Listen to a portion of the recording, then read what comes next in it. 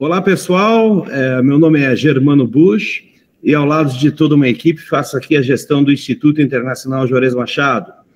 Agradeço a você que está ao vivo nos assistindo e participando neste 20 de dezembro de 2021. Lembrando que, muito em breve, esse vídeo estará disponível em nossa página do YouTube para você poder assistir da forma e no horário em que desejar. Para quem ainda não conhece o Instituto, somos uma instituição privada e sem fins lucrativos, fundada pelo próprio artista e com sede na antiga casa de sua família, aqui em Joinville, Santa Catarina. Estamos abertos ao público desde novembro de 2014 e, dentre as principais finalidades, estão a de estimular o livre acesso de toda a comunidade às artes em geral e a diferentes fontes de cultura e de conhecimento. Tudo isso por meio da realização de exposições de obras e trabalhos do próprio Juarez e de outros artistas do Brasil e exterior.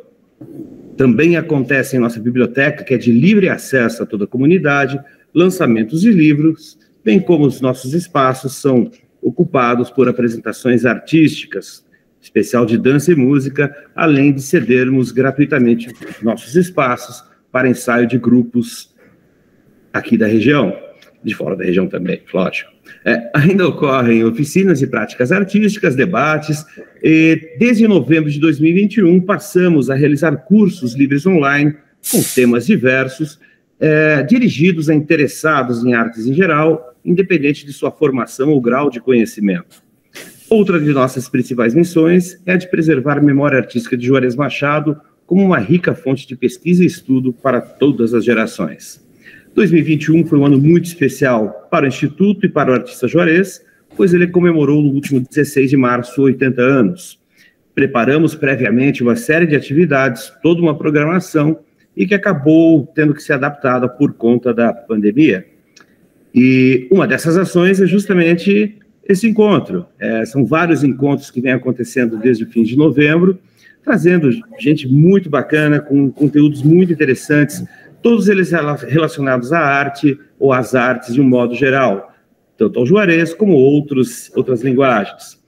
Contando, então, com o patrocínio do Governo Federal, Ministério do Turismo e Secretaria Especial da Cultura, por meio da Lei de Incentivo à Cultura, ao nosso projeto de manutenção anual do Instituto Internacional do Juarez Machado, além de contarmos sempre com importantes apoiadores e colaboradores, apresentamos essa série de conversas.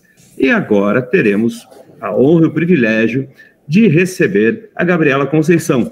A Gabriela é graduada em Artes Plásticas da Universidade São Judas Tadeu e pós-graduada em Arte e Educação, Teoria Prática, na Universidade de São Paulo. Fez licenciatura em Artes Visuais no Instituto Nacional de Educação e Qualificação Profissional, pós-graduanda de Comunicação das Organizações pela Universidade Anhembi Morumbi. Perdão. Atuou em ação educativa na Pinacoteca por mais de 7 anos e como educadora no Museu da Imagem e do Som e na OCA, localizado no Parque de Ibirapuera, para quem conhece lá em São Paulo. Atualmente, a Gabriela é responsável pelo educativo do Instituto Adelina, instituição na qual colabora desde 2017. A Gabriela nos apresentará o tema Arte e Educação no Hoje e será uma conversa sobre ações educativas e mediação cultural realizadas recentemente em espaços de referências para diferentes públicos. Gabriela, muito obrigado pela tua disponibilidade em somar conosco, em dividir conosco todos os teus conhecimentos. Muito bem-vinda.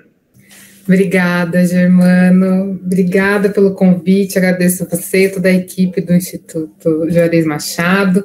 Já parabenizo também pelos 80 anos e por todas as ações que vocês estão fazendo. Enfim, nesse ano que para todo mundo foi bem caótico, desafiador, mas com muitas coisas boas também. Muito obrigada. Então, eu vou iniciar. Você está me ouvindo bem, Germano? Só para eu saber. Perfeitamente. Pode. Que bom.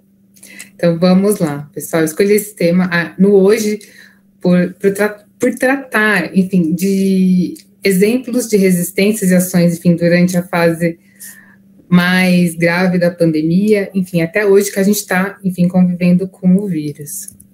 Bem, o Germano me apresentou, eu só quero ressaltar alguns pontos. Eu sou, sim, graduada em Artes Plásticas e sou bolsista ProUni. Isso é uma informação que eu gosto sempre de ressaltar, porque, enfim, é um programa muito importante aqui do país, que, enfim, apoia os estudantes, enfim, e sem ele, claro, eu não teria conseguido chegar a uma graduação. E hoje eu estou estudando comunicação até para pensar um pouco melhor em como falar com esses públicos. Então, estou terminando aí uma pós. E como ele citou, né, trabalhei na Pinacoteca, iniciei como estagiária no segundo ano da faculdade, e aí fui também trabalhar em outros lugares e retornei à Pinacoteca, onde foi um lugar onde eu tive muita formação em questão de arte e educação, vou falar um pouco deles também, e agora eu estou desde 2017 no Adelino Instituto, que eu também vou apresentar um pouco do que a gente fez aí durante esse tempo. Bem, antes de tudo, eu queria também dar uma contextualizada com alguns pensadores e temas sobre a mediação. Aqui no conceito chaves da museologia, ela é tratada como busca, de certo modo, favorecer o compartilhamento de experiências vividas entre os visitantes na sociabilidade da visita e o aparecimento de referências comuns. Isso de uma forma muito resumida de como a mediação ela trabalha ali trocando com os visitantes. E aí eu trago também, para complementar essa frase, a nossa pioneira em arte e educação. Quem já estudou em algum momento, já ouviu falar dela, que é a Ana May Barbosa. Ela é uma mulher que trouxe a arte e educação aqui de uma forma como uma ciência e com pesquisa. Ela é do direito, graduada em direito, mas fez o seu mestrado e doutorado em arte e educação nos Estados Unidos. Ela introduziu uma abordagem metodológica que envolve análise de obras, o fazer artístico e uma contextualização teórica. Ela acredita que a arte tem grande importância intelectual e cognitiva, o que é preciso investir em arte na escola, e trabalha há mais de 40 anos na Universidade de São Paulo. A Ana May é quem produziu muitos livros, muitas referências, enfim, que todo mundo que trabalha com arte e educação tem como na sua estante aí. Esse, eu até trouxe aqui, é o último livro dela, sobre mulheres não devem ficar em silêncio, arte, design e educação, que ela fala sobre as mulheres pioneiras da arte e educação, não só do Brasil, mas também fora, enfim, que é também uma grande referência para mim. E aí ela fala que a arte tem enorme importância na mediação entre os seres humanos e o mundo, apontando um papel de destaque para a arte e educação, ser a mediação entre a arte e o público. E aqui eu até acrescento, né, que é o nosso compromisso como educadora primeiro com o público. E aí eu trago também mais um pensador que está comemorando 100 anos esse ano, foi, né, muito falado sobre ele, mas essa frase eu acho que diz muito sobre como eu também penso o meu trabalho. Eu sei também que muita gente pensa também, que é pensar a rigorosidade metódica, a pesquisa, o respeito aos saberes dos educandos, criticidade, ética e estética, corporificar as palavras pelo exemplo, assumir riscos, aceitar o novo, rejeitar qualquer forma de discriminação, reflexão crítica sobre a prática, reconhecimento e assunção da identidade cultural e ter consciência do inacabamento, reconhecer-se como um ser condicionado, respeitar a autonomia do ser educando, bom senso, humildade, tolerância, convicção de que mudar é possível, curiosidade e competência profissional. Eu acho essa frase, assim, enfim, excelente, do Paulo Freire, e eu penso muito nisso quando eu estou fazendo o meu trabalho como arte educadora. Bem, aqui a gente começa a entrar um pouco no Adelino Instituto, que é onde eu atuo. E o que é esse espaço, né? Ele desenvolve projetos de pesquisa, produção e compartilhamento de conhecimento em arte contemporânea, promove eventos interdisciplinares, com proposições artísticas e formativas. No programa tem exposições, cursos, uma série de coisas. Surgimos em abril de 2017, favorecendo o intercâmbio entre artistas, curadores, amantes da arte, de maneira a tornar a aproximação da arte e educação. Sim, esse é um dos pilares principais do Adelino Instituto, em suas variadas linguagens. Participando ativamente da formação de públicos, entre os quais professores da rede pública, estudantes, crianças, adolescentes. Enfim, eu vou falar um pouquinho sobre as nossas ações e depois eu vou colocar alguns exemplos que eu tenho de inspiração e referência também de outros lugares. Mas como eu atuo no Adelino Instituto, eu quero trazer assim, essa formação e me olhar na prática de como a gente faz tudo. Bem, aqui um pouco das nossas iniciativas. Temos um prêmio de fotografia, um prêmio de curadoria, ações educativas, laboratório de aplicabilidades, residência artística e exposição de arte contemporânea. Eu vou começar falando um pouco de como era, assim, né, antes da pandemia. A gente define muitas coisas assim hoje, né? Antes da pandemia, pós-pandemia, durante. E vou falar como a gente fez essa transformação também. Bem, o educativo, que é a minha parte, a gente trabalha com ações educativas para pessoas com mais de 60 anos, ações continuadas para escolas, formações para professores, visitas mediadas, tanto para público agendado, né, em grupos, como também público espontâneo, que é aquele público que chega no espaço para visitar. Aqui nessa imagem sou eu, numa visita, que eu estou propondo ali uma atividade para um grupo escolar que sempre visitava a gente, né, de uma forma continuada, que é trabalhar com a escola, não que ele vá uma única vez lá no espaço, mas que com isso crie uma continuidade de atividades e que isso possa colaborar também com o currículo escolar. Bem, aqui um pouco do que a gente faz também, sempre temos oficinas, aqui no período, né, antes da pandemia, então tá rolando aqui com o público oficinas e com artistas, né, quando tem um artista que tem essa ligação com o público, gosta, tem alguma experiência, a gente também gosta que o público tenha esse contato com o artista até para desmistificar esse lugar do artista. Aqui, enfim, com as escolas, como eu citei na imagem anterior, e aqui eu só quero ressaltar como a gente começou a pensar esse público também das escolas, né? A gente começou em 2017, são 5 anos prestes a ser completos. Então, a gente não tinha ainda um histórico de exposições, mas a gente já queria iniciar trabalhando com arte e educação. Então, fizemos todo um trabalho de ir até a escola, mostrar o que a gente poderia oferecer para eles, como que os alunos poderiam chegar até lá. Então, foi um trabalho assim de formiguinha, mapear a escola, conversar com o diretor, conversar com o coordenador, mostrar como a gente ia estruturar uma visita. Então, aqui, por exemplo, são crianças de 4 anos da educação infantil. Então, eu pensei aqui numa visita e atividades que fossem mais lúdicas, onde tinha contação de histórias, onde eles podiam também falar, a gente trocar, se divertir, enfim, num tempo ali de concentração deles. Então, e todas as obras são de arte contemporânea, né? Então, vejam, aqui são pássaros na parede de um artista chamado Rodrigo Linhares. E aí, como trazer isso para o universo da criança, como que a gente poderia brincar ali no espaço. Bem, aqui também uma ação educativa com idosos, aqui também foi com uma instituição que trabalhava com ações para atividades e cursos, os idosos se inscreviam gratuitamente, e aí eles diziam que ficam dentro de um parque aqui em São Paulo, e aí a gente foi lá, enfim, conversou, criou esse relacionamento, e até a ponto deles irem até o espaço, fazer a visita, enfim, a gente pensou numa visita também aqui em roda, todo mundo nas cadeiras, da gente conversar, trocar um pouco de ideia, enfim, isso aqui para apresentar um pouco como a gente trabalha de modo geral aqui no educativo. E aí veio 2020, né, a gente estava aí, né, fechando 2009, a gente já estava aí com 2 anos já trabalhando, conseguindo captação, planejando coisas.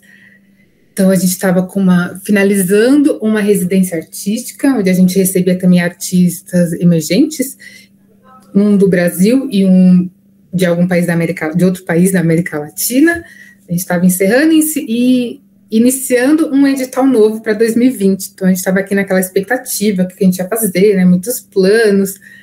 E aí veio a pandemia, como para todo mundo, né, os planos foram arquivados, tivemos que fazer adaptações, pensar mais nas redes sociais, produção de conteúdo, e aí estudar, observar, né, como que a gente ia fazer, digitalizar, ia expor virtualmente, tanto que a gente ficou um período aí pensando nesse processo de como seriam essas coisas. E agora eu vou entrar então nessa parte da gente falar um pouco de como foi esse momento de isolamento, né, social, aí de fase vermelha, aqui de São Paulo. Bem, essa foto aqui de cima é a residência artística que estava rolando, né? A gente conseguiu encerrar ela, os artistas conseguiram voltar para suas residências. E aí a gente ia iniciar uma outra, e como que a gente faz, né? Transformamos, então, em laboratório de aplicabilidades, já que a residência é um período que somente 2 artistas viriam, né, saíam do seu espaço ali de conforto, de ateliê, iam para outro espaço, estudar, pesquisar, colocar em prática algum projeto. A gente transformou em laboratório de aplicabilidades. Dentro desses laboratórios, a gente conseguiu atender mais pessoas, tanto como artistas, pesquisadores, estudantes, arte educadores. Então, a gente pensou em ações online, também propostas por pessoas que tinham experiência e pudessem auxiliar esses artistas de alguma forma. Então, no lab de apresentação, eram lá um conjunto de aulas para que eles pudessem ajustar suas apresentações para colocar em editais, enfim, concorrer a fundos nacionais, internacionais, e era proposto por uma artista que já tinha uma certa experiência nisso. Acompanhamento crítico para receberem ali os olhares de outras pessoas sobre o próprio trabalho, de leitura, que já era um lab mais voltado para pesquisadores, estudantes, também artistas, mas ali com textos de referências, onde eles pudessem discutir esses textos. Acompanhamento de projetos de arte e educação, né, quando o artista educador escreve projetos, e como escrever melhor, como apresentar esse projeto, receber críticas e, enfim, depoimentos, opiniões das outras pessoas que estão vendo esse projeto, né? E de texto também, para os artistas escreverem os seus textos. Então, essas ações aconteceram ano passado, aconteceu esse ano também, no lugar da residência, né? Já que é um período que a gente ainda não se sabe ainda, né? Para receber pessoas de fora. E aí, essa daqui é uma experiência da primeira exposição que a gente fez online. Uma artista chamada Cláudia Hamerski, ela é do Rio Grande do Sul, em Seberi, e nós temos esse projeto, né, Perímetros 3, que é do curador Mário Joy, onde ele chama artistas que não estão nos grandes centros, né, São Paulo e Rio, mas que nunca tiveram uma exposição nesses espaços. Então, trazer artistas que já têm uma certa carreira, um desenvolvimento, mas que nunca tiveram uma exposição individual na cidade. Então, a Cláudia foi essa era a primeira exposição dela individual aqui, ela não pôde vir, porque foi num momento muito de fase vermelha, e aí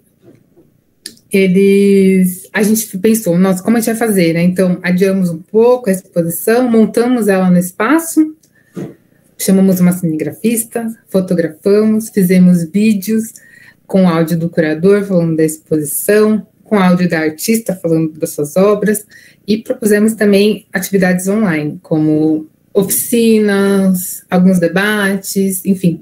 Isso tudo que eu estou mostrando aqui, está no nosso site. No final da apresentação, eu vou colocar aqui no chat o link de um documento que eu preparei, com todos esses links que eu estou falando, estou citando, enfim. Vai estar tudo nesse documento para vocês verem mais. Bem, aí as exposições, né, a gente começou, essa foi a primeira, começamos também a fazer outras exposições durante esse período. Essa aqui é a página do nosso site, para vocês saberem. E aí tivemos um prêmio de curadoria, né, que a ideia também, não só ajudar os artistas, mas também os curadores que têm até 5 anos de carreira, onde eles poderiam apresentar uma exposição. Então, abrimos um edital, temos o espaço, e aí essa exposição foi totalmente online também, porque foi num período bem drástico, aconteceu a partir de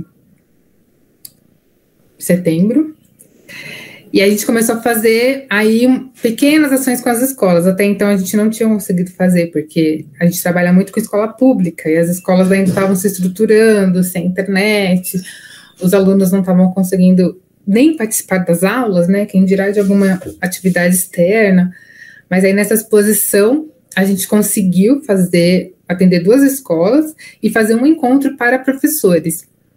As artistas dessa exposição também são educadoras, então o que ajudou muito. Então, juntas a gente pensou em alinhações, em como fazer uma atividade bem legal. Então, esse encontro, por exemplo, ele não foi assim um encontro pensado para os professores usarem na aula, mas que eles pudessem usufruir da exposição também com o olhar deles, eles aproveitarem essa exposição. E aí, a partir desse encontro, a gente começou a pensar ações também para esse ano, de contrapartida, já que a gente não estava conseguindo fazer ações com as escolas. E aí pensamos para esse ano uma formação para professores mais densa, com mais encontros, porque os professores são muitos parceiros. É uma dica assim, que eu dou muito. Se vocês quiserem construir um público consolidado, um público que está com você, que, enfim, vai aproveitar o espaço, isso são os professores. Eles estão sempre procurando formas de dinamizar suas aulas, são pessoas que estudam muito. Então, aqui no Adelina, a gente tem muitos professores que são muito parceiros. Então, fizemos essa primeira formação para eles, que foi de mediação cultural e prática de ateliê, como ferramentas de ensino, onde, com a Júlia Cavazzini, que é uma educadora de museu, ela já trabalhou no MASP, na Bienal, recentemente, enfim, tem bastante experiência, mas como os professores poderiam aproveitar melhor esses espaços para poder usarem em suas aulas, até de forma virtual também. Aí a segunda atividade foi esse primeiro de mediação teve 5 encontros. A gente se encontrava aos sábados de manhã e era muito gostoso, porque tinha professor de Manaus, tinha professor de São Paulo, tinha professor do Sul. Então, assim, era uma troca cultural muito legal. A segunda foi a formação para professores de leitura crítica de arte, pensamento e método de Edmund Burke Feldman, que é um pensador que não tem livro em português. Ele escreveu esse livro Becoming Human Through Art, né? Tornando-se humano através da arte. E a professora Daniela Canto pesquisa ele e faz a tradução desse livro. Ela ainda não conseguiu publicar, enfim, mas ela desenvolve todo uma dinâmica para que as pessoas entendam também esse método dele de leitura de imagem, que são vários, e de como pensar essa leitura, já que a gente está no mundo, né, tanto de imagem, ainda mais virtual, enfim. E era voltado para professores de diversos níveis, desde professor de educação infantil até professor universitário. E aí o último que nós fizemos esse ano foi mais voltado para a parte prática de desenho, que é uma coisa também que super funciona online, com a Teresa Berlin, que é artista. Então, fizemos essa parte prática do desenho também para fazer essas trocas. E aí, começamos, então, no início desse ano, a gente trabalha com uma escola da Prefeitura de São Paulo. Aqui, as escolas da Prefeitura, elas são mais assistidas. Elas possuem alguns recursos a mais do que as escolas do Estado. Normalmente trabalham com educação infantil e fundamental, até o Fundamental 2. E aqui em São Paulo, os alunos ganharam tablets com chip de internet. Então, a gente conseguiu começar a realizar atividades com as escolas, com uma certa periodicidade. Então, fomos aí para perímetro 5, né? Aconteceu a 3, que eu falei da Cláudia, depois aconteceu a 4, com o Junior Prates, também do Rio Grande do Sul, e a 5, com a Larissa de Campinas. E a Larissa Camineve é uma artista que trabalha muito com o corpo, o seu corpo em ação, como uma performance. E aí eu propus para eles uma atividade para a gente pensar o corpo junto aos objetos. Então eles fotografaram, a gente conversou virtualmente, falei um pouco da artista. Foi uma ação muito legal, assim, online. E com todo o apoio dos professores, enfim, que a gente consegue fazer essas trocas. E aí tivemos uma iniciativa que é o Prêmio de Fotografia. Lançamos esse edital, onde artistas que trabalhavam com fotografia se inscreveram, e aí a gente contratou um júri especializado em fotografia, e foram escolhidos esses 3 artistas, a Malu Teodoro, que ela é de Rondônia, mas mora em Uberlândia, o Felipe Camilo, de Fortaleza, e a Laísa Ferreira, do Rio Grande do Norte, desculpa. A Malu trabalha com questões de fotografias, né, e obras ligadas à maternidade, ficou em primeiro lugar. O Felipe trabalha com questões sobre racismo e os negros na sociedade. E a Laísa fala muito sobre ancestralidade e memória. Também, essa foi uma experiência já de exposição totalmente virtual. Então, a gente não montou nada no espaço, fizemos totalmente online, o que funcionou muito. Construímos toda uma programação junto com o curador, que é o Ronaldo Empler, pensando a fotografia, como linguagem artística. Isso também está tudo no site, também no documento que eu preparei para vocês. E aí chegou o momento também de ir até a escola, né? Como desenvolver a ação dessa exposição virtual. Eu fui até a escola, no início desse mês, inclusive, e aí a gente conversou, mostrei o vídeo de uma das artistas, né? Eu peguei a Laísa, que fala sobre ancestralidade e memória, e ela traz essas folhas nas fotografias dela, compondo.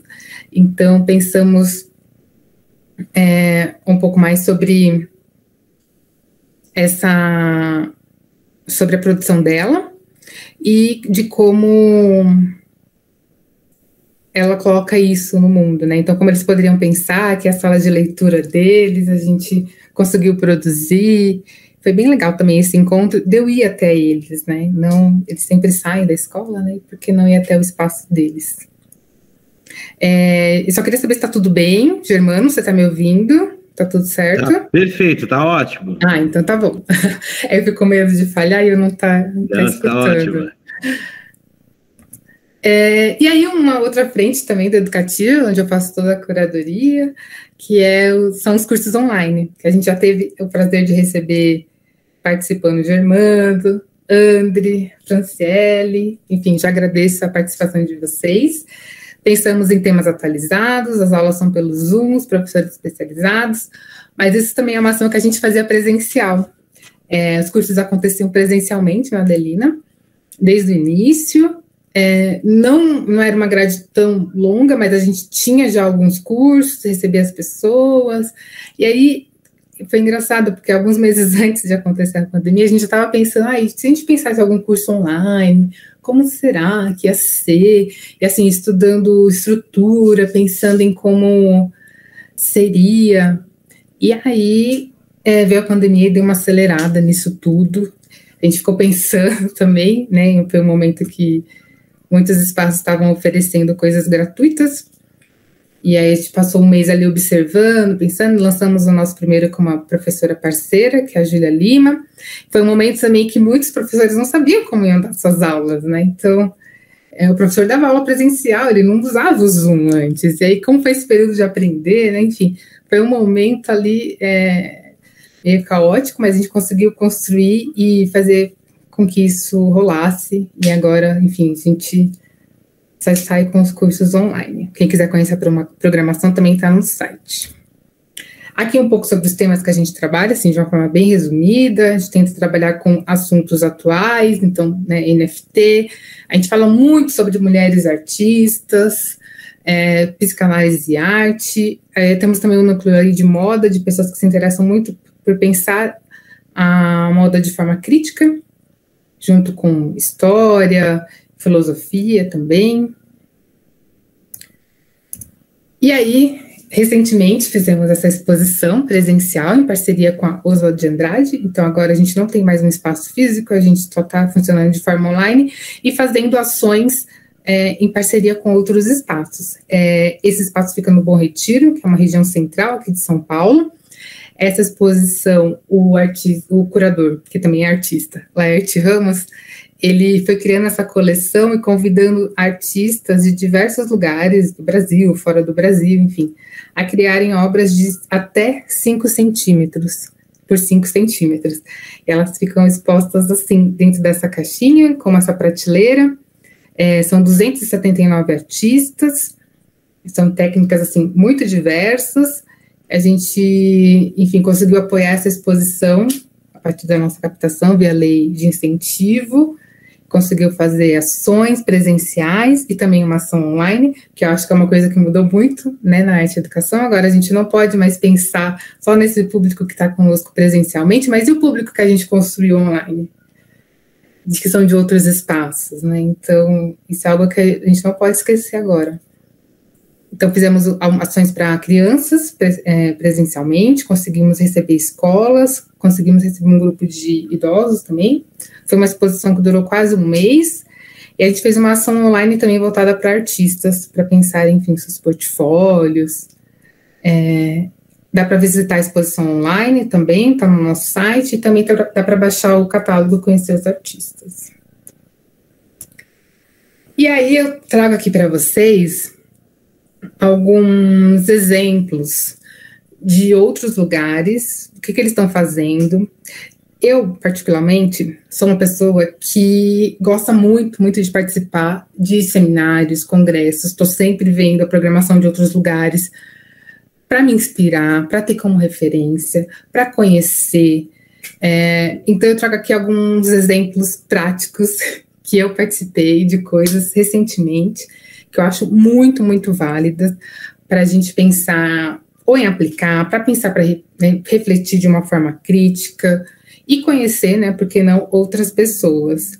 Eu acredito muito nessa troca entre pessoas, que eu acho que quando a gente mais se fortalece e cria aí também uma vivacidade para o nosso trabalho. O primeiro exemplo que eu trago é a exposição Frestas Trienal de Artes.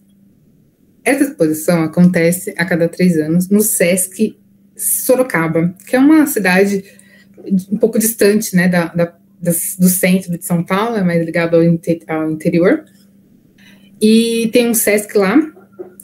Essa exposição era para ter acontecido em 2020, como a Bienal, né, e aí aconteceu em 2021, né, a maior parte dos espaços culturais tiveram seus calendários aí postergados, então eles tiveram um tempo, e aí eles conseguiram aproveitar esse tempo que eles tiveram de forma online. Eles fizeram uma formação de professores, que começou em outubro, novembro, quando já era para estar acontecendo a exposição, eles fizeram essa formação para professores mais longa. Então, eles conseguiram ali juntar os professores para que eles pudessem conhecer essa exposição, ter esse tempo de preparar a aula, preparar tudo para até quando a exposição acontecesse, que foi em agosto de 2021, esse ano, para que eles pudessem ter esse acesso mais facilitado e usufruir melhor dessa exposição. É uma exposição longa, né? Dura aí bastante tempo, em vista de outros espaços, né? Vai de agosto a janeiro, né? Ainda está acontecendo. E são artistas contemporâneos que estão em vários lugares, com assuntos muito emergentes. Os curadores são super jovens, a Diane Lima, a Beatriz Lemos e o Thiago de Paula. Então, estão super atuantes, já conheci o trabalho deles antes, então eu fui até essa exposição, presenciei. Claro, o Sesc possui uma estrutura muito boa, né, tem 75 anos aí de atuação, não é à toa, e eu acompanhei um pouco esse educativo deles, com essas ações, enfim, quem coordena o educativo é a Renata Sampaio. Eu não a conheço pessoalmente, mas a conheci em algumas atividades. Ela faz um trabalho muito legal, assim, me inspira muito, e agora ela está no MAN do Rio de Janeiro. Eles fizeram também uma publicação chamada Afluentes, já que o título da Trienal é O Rio é uma Serpente, que é um compilado de textos pensados a partir de conceitos e temas que permeiam o pensamento curatorial. A publicação é composta por conversas, entrevistas, ensaios, relatos, planos de aula, elaborado por artistas e agentes da educação, então para auxiliar também esses professores de Sorocaba. Aí eles fizeram também um trabalho com os professores da cidade, não só, assim, enfim, pelo Brasil, mas o trabalho foi muito voltado para os professores da cidade mesmo, até para eles poderem levar os alunos, enfim, até porque Sorocaba não é uma cidade como São Paulo, que a gente tem muita opção, e não é perto, né, não dá para você ir e voltar, assim, sempre. Então, a opção cultural que eles têm na cidade é o Sesc, que recebe exposições, enfim, então, foi uma forma de trazer, né, as escolas ali para perto. Foi um trabalho bem grande, assim, de trabalhar com a diretoria de ensino da cidade mesmo. E a formação toda, são 8 encontros, está todo no YouTube deles. Então, dá para acompanhar, tem os curadores falando, alguns artistas. Os artistas da exposição, para vocês terem ideias, tem, assim, Jair Derisbel, que estava na Bienal. Então, imagina, para um jovem, alguém da cidade que não consegue vir à Bienal no Ibirapuera, mas consegue ter esse contato em Sorocaba com a obra do Jair Derisbel, Dalton Paula, o Rômulo Conceição, a Ana Pi, enfim, são muitos artistas, são 56 artistas diferentes. E também tem um ou dois artistas de Sorocaba também, o que, né, faz ali uma conexão com a exposição. Então, toda a formação está lá, quem tiver interesse, também linkei no documento que eu vou colocar daqui a pouco no chat. Aqui umas fotos da exposição, aí é legal, é engraçado que essa aqui de baixo, com esses tijolos, do Paulo Nazaré. A exposição acontece no estacionamento, eles transformam o estacionamento em um espaço de exposição, que fica assim, perfeito. Se ninguém falasse que era o estacionamento, eu não ia adivinhar.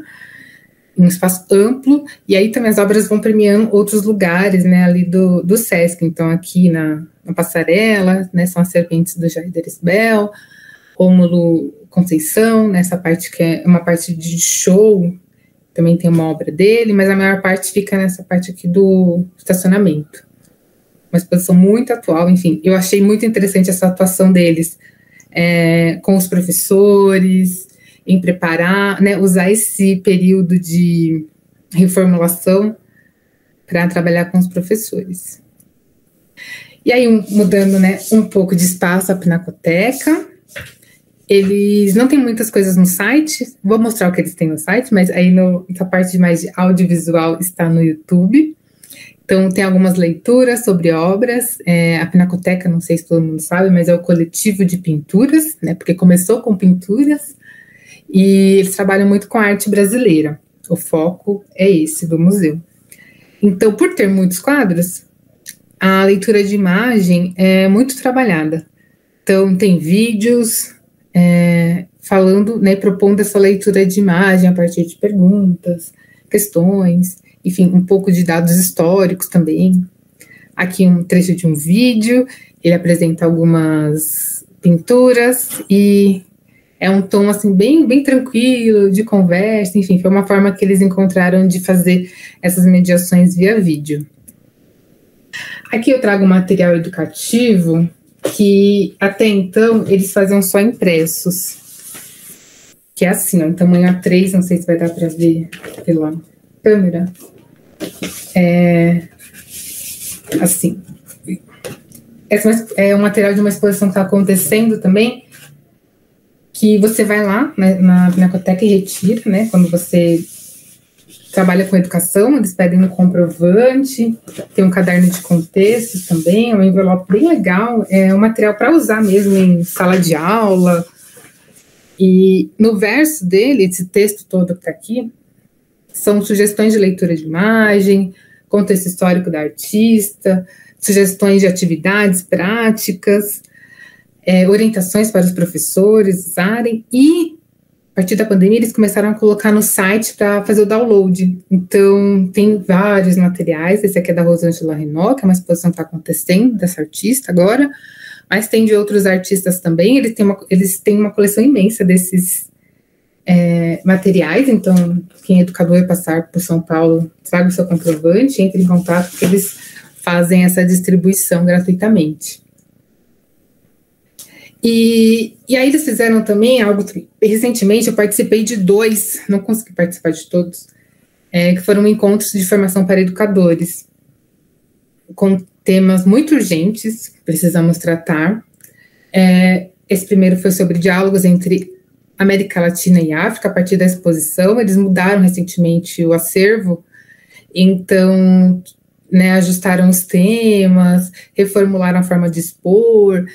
E a Adriana Palma, ela é curadora, historiadora, ela trouxe alguns dados e de como trabalhar esses diálogos ali a partir daquele acervo. A Luciana falou mais sobre a profissionalização da educação museal no Brasil, de como isso ainda é uma coisa que não é em todos os espaços que ela é legalizada, que ela tem essa profissionalização, é tratada como outras coisas. E práticas de mediação para a arte indígena, reflexos e reflexões, o que eu achei muito legal também, que foi com uma artista indígena. Esse eu vi um pedaço, não consegui ver inteiro, mas foram ações que você tinha que se inscrever. Infelizmente, elas não estão no YouTube, não estão no site deles também, mas a minha dica aqui é para acompanhar de como esses espaços também estão trabalhando, enfim, participar, e, enfim, acabou de acontecer, né? Fica a dica. E aí eu falei de material, né, para o professor, eles também têm no site o Pinalmanac, que é mais voltado ali para criança, para família.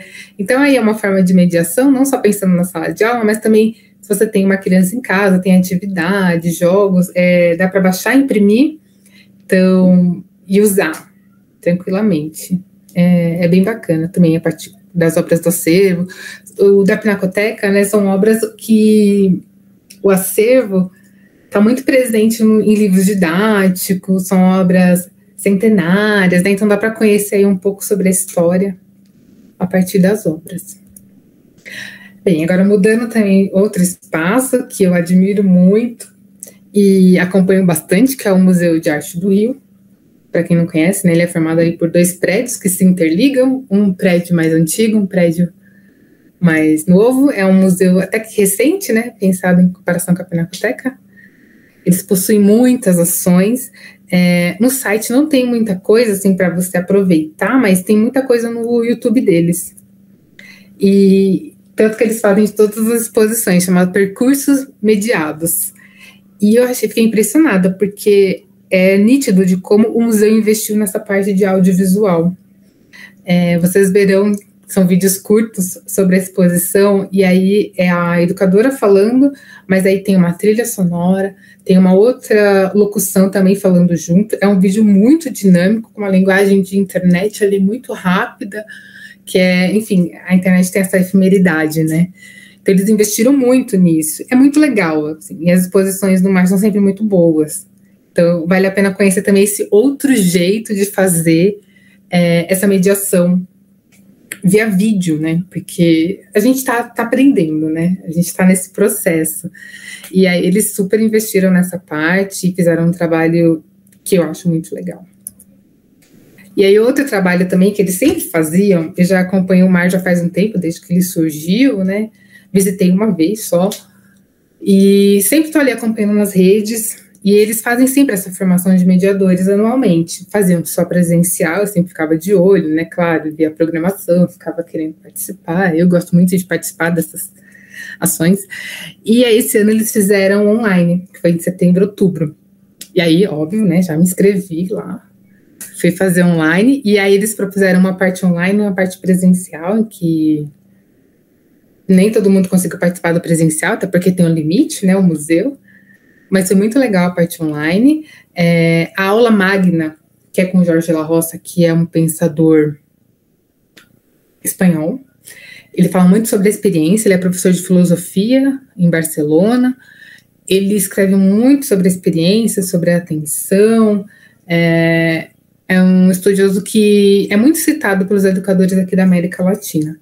E aí a aula magna, que foi essa primeira, está disponível no YouTube, que ele fala sobre compartilhar as maravilhas, a mediação cultural e o cultivo da atenção. Tem legenda, tem tradução em Libras também, é uma aula muito legal, porém as outras aulas não estão disponíveis no YouTube, mas eu deixo aqui também a dica para quem quiser acompanhar o MAR, eles fazem essa formação sempre, é uma formação tanto para quem está começando, como para quem já tem uma experiência, são sempre aulas muito legais. Por exemplo, essa primeira que foi de arte contemporânea e curadoria, a Poliana Quintela, que é uma curadora super jovem do Rio, que já foi educadora no MAR, ela conta um pouco sobre essa introdução à curadoria, de como pensar a coleção, enfim, com o olhar de uma pessoa que já foi educadora, é muito legal, né? Educação e mediação com a Natália Nichols. A Natália, agora, ela é uma das coordenadoras do Parque Lage, no Rio, também, que é um espaço que eu super admiro. Enfim, aí falaram sobre o Museu de Memes, Museu Afrodigital, enfim, práticas educativas, foi muito legal, assim. Então, acompanhe o MAR, e quem tiver interesse de ver essa aula do Jorge La Roça, está disponível no YouTube deles, que eu achei, assim, sensacional. E aí também uma outra ação diferente, que é a do MAN, aqui de São Paulo. Eles trouxeram o jogo, né, Minecraft, para o museu. Então, foi o primeiro museu brasileiro a pensar de uma forma educativa esse jogo, que está super em alta. Eu nunca joguei, mas eu sei que é um jogo que as crianças adoram. E aí, como trazer isso também, tornar essa aula mais interessante, né? Como usar isso numa visita educativa. Enfim, no site do MAN tem 4 planos de aulas que os professores podem usar o jogo. Tem como baixar o jogo também. É voltado para a faixa etária de 11 a 16 anos. E ali dá várias dicas, enfim. Isso é uma ação também, eu achei muito legal, porque as crianças, né, faz parte hoje da infância das crianças e dos jovens. E aí eu parto para a 30ª Bienal Afinidades Afetivas, que foi a anterior a essa aconteceu em 2018, onde nem se pensava em pandemia, em como, né, as coisas eram presenciais, como as coisas aconteciam, enfim. Eles construíram esse material chamado Convite à Atenção. Eu participei desse encontro, foi um encontro voltado para educadores, tanto educadores formais, de escola, como educadores de espaços culturais, e eles construíram esse material, que é um material que não é para usar só na Bienal, foi um material pensado para usar em qualquer exposição. Então, tanto que ele nem tem, eu tenho ele aqui, são cartas, ele não tem, só tem o logo da Bienal aqui na embalagem, mas ele não trata de nenhuma obra, ele é feito para o educador usar onde ele quiser mesmo. E aí são jogos, né, são formados por cartas, então tem as cartas 1, 2 e 3. A 1 é para você encontrar uma obra, né, com atenção, dedicar-se. A segunda, para você dedicar atenção, investigar o que é essa obra, desviar-se da obra e desfazer os pensamentos por 5 minutos e as sensações anteriores, caminhando livremente. E retomar a obra e perguntar do que ela necessita. E aí tem citações, né, como aqui do Caetano Veloso. As cartas 3 são para registrar essa experiência, afastar-se da obra, recolher-se por alguns minutos e em uma folha de papel escrever uma pequena história sobre a experiência que você teve com a obra. E as 4 é para você compartilhar de modo coletivo ou individual. É muito legal e está disponível para baixar no site da Bienal também. Então dá para baixar, dá para adaptar. Essas dicas todas que eu estou dando aqui, dá para você adaptar para mediações em grupos, em outras exposições, que é por isso que eu participo dessas ações também, porque eu posso também adaptar e usar nas ações que a gente tem na Adelina. E aí a 34ª Bienal, né, também tem um material, mas aí é mais voltado para as obras, mas, por exemplo, essa do Primeiros Insights vai falar muito sobre questões de imagem. Essa imagem é do Frederick Douglass, que foi um abolicionista negro que se fotografou durante toda a sua vida. Então, como a importância dessa imagem, né? De você registrar essa imagem dele. Tinha uma parede enorme na Bienal com fotos dele, enfim. Dá para trabalhar em questões sobre a imagem. Também linkei no documento. E aí, para refletir também, que aí são já mais ações ligadas à mediação, de como a gente pode pensar o nosso trabalho, como trocar também. O Sesc Santana, aqui de São Paulo, tem um núcleo educativo e eles chamam de Sala Zero de Mediação. Eles convidam vários professores, artistas, a pensarem um pouco sobre esses assuntos, e são encontros online, e aí depois eles registram esse encontro, também vira uma publicação. Então, tem relatos da Mônica Uff, que é também uma educadora e curadora, artista também, muito legal. Ela é aqui do Sul, se eu não me engano, de Porto Alegre. Érica Malunguinho, que é uma vereadora aqui de São Paulo, uma mulher trans.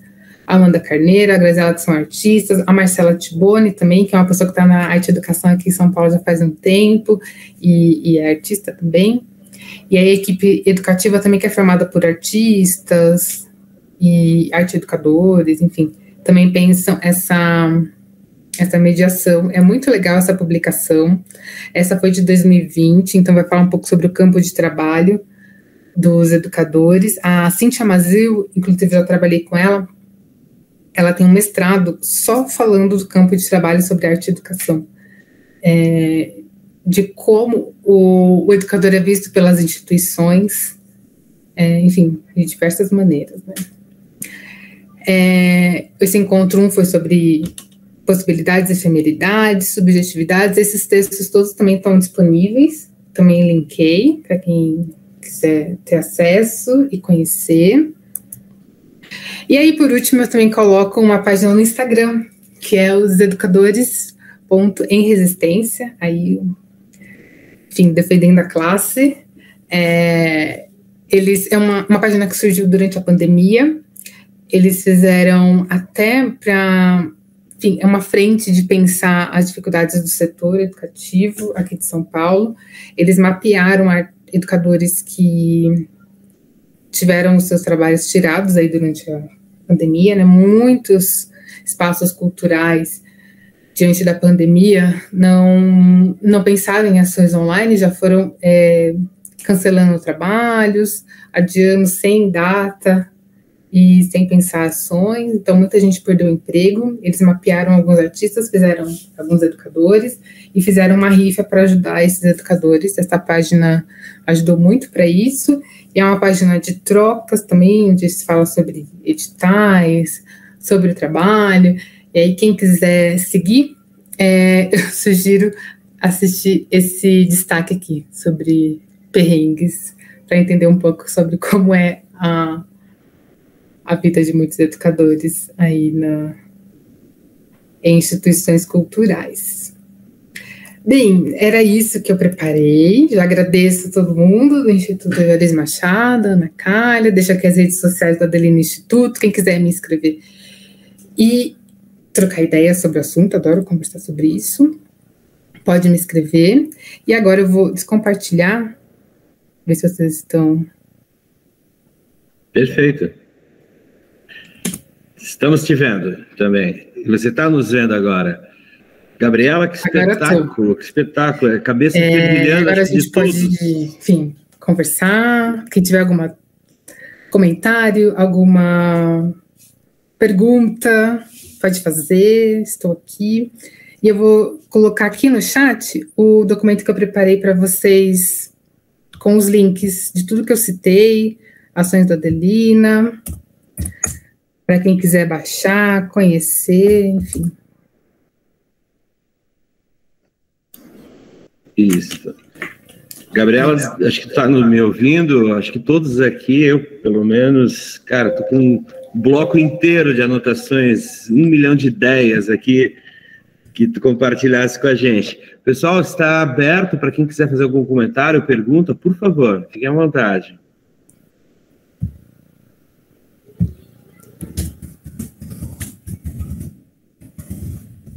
Edson, por favor, Edson, nosso diretor artístico, Gabriela iniciará a roda de perguntas.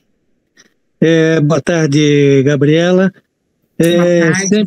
Sempre são bem-vindas as boas ideias, as propostas, e você trouxe aí um container de boas ideias e propostas, portanto, é bem-vinda duplamente.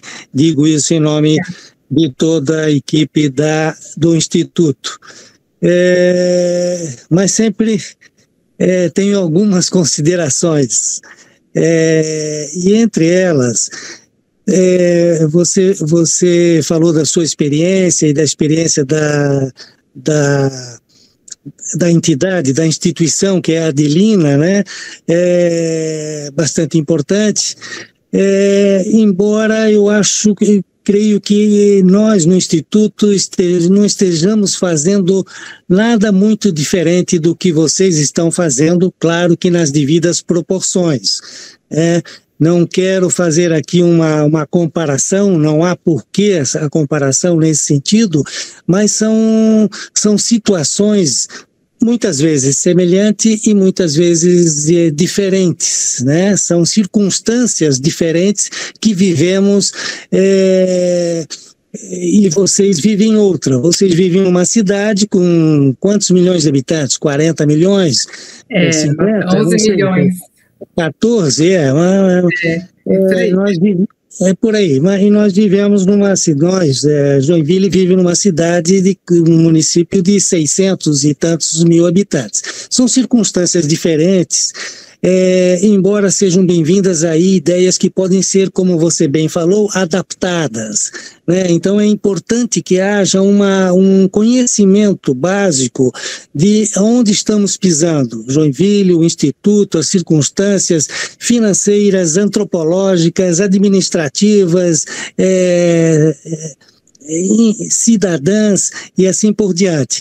O que eu digo que há algumas semelhanças e que nós não fazemos muito diferente de vocês? Embora vocês têm um nicho, um foco muito claro, que são jovens, artistas, estudantes, acadêmicos, vêm de uma formação acadêmica, e nós temos um leque um pouco diferente. A diversidade das nossas atividades, seja do educativo, seja do curatorial, seja de eventos, ela não tem cara, não tem um rosto definido. Nós estamos trabalhando para toda a cidade. Vocês já têm uma linha metodológica muito mais clara, que é esse nicho de jovens, artistas, emergentes e assim por diante. Então, eu te pergunto, perdi o fio aí, fui falando tanto, mas é importante isso. Nessa questão do educativo, Gabriela, vocês seguem um método bastante conhecido, que é o método das outras instituições. Vocês levam uma grande vantagem que tem parceiros na sua cidade, no seu entorno, instituições parceiras. Vocês têm o SESC, vocês têm o Itaú Cultural, vocês têm o MAC, a Bienal e a Pinacoteca e tantos outros aí, tantas outras instituições que fortalecem esse trabalho. Então, isso também é importante. Nós, de certa forma, no Instituto, temos pouca parceria nesse sentido. O próprio município, com as suas dificuldades, e os outros empreendedores particulares também são limitados. Mas aí sim, agora a pergunta: como é que você, educadora Gabriela, vê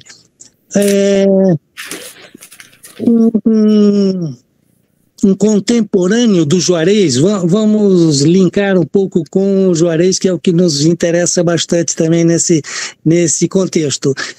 Como é que você vê a arte-educação de um contemporâneo dele, de alguém que foi muito amigo dele, vizinho no Rio de Janeiro, que foi Augusto Rodrigues, talvez o pioneiro nas escolas de arte infantil, né? O grande padrinho da chamada Casa da Cultura, hoje em Joinville, da metodologia da Casa da Cultura. Você citou Ana May Barbosa, eu cito então agora o Augusto Rodrigues, um ancestral disso tudo aí, né? Um vovô da arte e educação. Como é que poderíamos trabalhar com um contemporâneo do Juarez, mas dentro da arte contemporânea, se possível ou não, com a metodologia de um Augusto Rodrigues, acrescentada com metodologias mais modernas, mais contemporâneas, mais tecnológicas? Te pergunto isso, Gabriela, com muita curiosidade. Sim. Obrigada pela pergunta, Edson. Como você falou, né, a gente tem muitos aí parceiros, né? A cidade de São Paulo tem muitas opções, né? O que traz para a gente também muita concorrência, né? Então, se a gente for pensar que a Pinacoteca está com uma exposição dos Gêmeos, grafite, e a Adelina Instituto está com uma exposição de artistas emergentes que não... Também temos esse peso, embora estamos aí numa cidade grande, né? Como vocês estão numa cidade pequena e tem somente a opção do Juarez Machado, né? Também carregamos essa dualidade. E sobre a arte e educação entre contemporâneos, eu acho que é muito válido, se a gente for pensar em arte e educação, trabalhar com os professores, como eu citei por aqui. Que, por exemplo, você trouxe a pessoa que você citou... Augusto Rodrigues. Augusto Rodrigues, Anotei Rodrigues. É alguém que pode ser uma referência para os professores, trazer essa metodologia dele e fazer com que eles façam também essas ligações. Eu acho que é uma possibilidade muito grande. Os professores são pessoas que precisam muito dessa dinâmica nas aulas, gostam muito de trocar, então eu traria isso para perto dos professores, de como eles podem trabalhar isso. E, claro, trabalhar com uma pesquisa, né? Isso é fundamental para fazer essa comparação deles também. Infelizmente, eu não conheço, então não posso opinar de como ele trabalha, mas eu traria para junto dos professores, a partir de uma pesquisa elaborada junto com as obras do Juarez Machado. O Fábio Luchetti, Edson, perdão, satisfeito? Tranquilo? Fábio Luchetti pergunta... qual o maior desafio para desenvolver a arte e educação, hoje nos espaços museais ou instituições de arte, junto ao público? Eu já emendo aqui com uma pergunta também, uma curiosidade. Tu puxou a questão de outro desafio, que é o cultivo da atenção, né? Tu falaste do Larossa e o próprio Bienal já falou. Acho que vai mais ou menos, Fábio, dentro do que tu está se perguntando. Eu vou unir as duas aqui, por favor. Nossa, eu acho que até essa segunda pergunta respondeu a primeira, né? De como cultivar a atenção, né? A gente está num momento de muita informação, então, né, estão todos os espaços aí querendo comunicar, não só os daqui de São Paulo, que são muito, mas também de muitos outros lugares. Eu até peço desculpa porque eu acabei trazendo muitos exemplos centralizados, né? Eu não centralizei muito, a gente, pelo tempo até de fala, gostaria de ter trazido mais exemplos de outros lugares, fora de São Paulo, mas não deu tempo, e aí, como eu acompanho muitos desses espaços, eu acabei trazendo eles, e são espaços que têm muita experiência, né? E tenho certeza que eles também passam por esses desafios, né, de trazer o público que tenha uma atenção de qualidade nos seus espaços. Acho que esse é o maior desafio, porque por mais que a pessoa esteja ali no museu e não esteja interagindo e conectada com o que está ali, nada é válido, né? Então, cultivar essa atenção de qualidade nos espaços é o maior desafio, tanto online como presencial também, hoje em dia.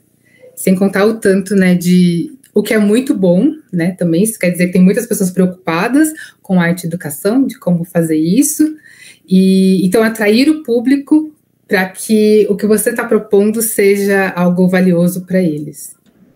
Isso é um grande desafio, tornar isso cada vez mais valioso e que prove porque que a gente merece essa atenção deles. Pleno. Mais alguma pergunta? Enquanto o pessoal está elaborando, a André, encantada, colocações importantes e atuais. Artina Cuca, a Celiane e o Valmer. A Celiane coloca que acompanha nas redes sociais do Instituto Adelina, parabeniza pelo trabalho maravilhoso. Ela acredita que os projetos educativos, ações e exposições que fazem uso do ciberespaço conectam ainda mais as pessoas. Muito obrigado. Fábio também parabenizou, além de deixar a pergunta. Mais alguma pergunta e colocação? Edson? Uma pergunta objetiva. Vocês têm na Adelina alguma experiência e com resultados com a arte e educação junto a presídios, nesse sentido? Porque nós recebemos essa demanda no Instituto há um tempo atrás e me interessa muito desenvolver isso junto aos presídios, não só das artes visuais, mas talvez as artes cênicas também. Tem alguma experiência nesse sentido? Poderia trazer para nós, por gentileza? Não, nós não temos, mas eu sei uma instituição que tem e que você pode, até no documento que eu fiz, tem lá um acesso a materiais de arte e educação, que é o Programa de Inclusão Sociocultural da Pinacoteca, do Núcleo de Arte e Educação da Pinacoteca. Eles trabalham muito com instituições diferentes de escola, então, desde ONGs, casas de convivência, que trabalham com pessoas em situação de rua. Eles, com certeza, devem ter atendido algum espaço como penitenciárias. E eles têm uma formação dentro desse núcleo para educadores que trabalham nesses espaços com pessoas em vulnerabilidade social. Então, é um local que vai te trazer muitas referências para poder trabalhar com esse público. É que são, agora completando até o próprio Edson, que são linguagens e abordagens absolutamente distintas, né? Isso é um grande desafio que eu acredito que tenha o arte educador, não somente o diálogo com professores em sala de aula, mas também com situações de vulnerabilidade que são as mais diversas, né? Que vão desde as questões prisionais, como o Edson falou, até condições sociais, físicas e assim por diante. São várias